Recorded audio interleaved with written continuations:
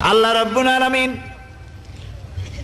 কোরআনে কারীমের ভিতরে নবীজির নাম একটি বারের জন্য নাম ধরে তাকে ডাকেন নাই, বরং তিনি বলেছেন তোমরা পরস্পরকে যেভাবে নাম ধরে ডাকাডাকি করো আমার নবীকে সেভাবে নাম ধরে ডাকবে না।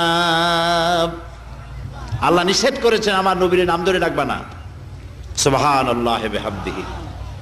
এই পৃথিবীতে যত নবী আসছেন সমস্ত নবীরা হলেন এলাকা ভিত্তিক নবী, অঞ্চল ভিত্তিক নবী।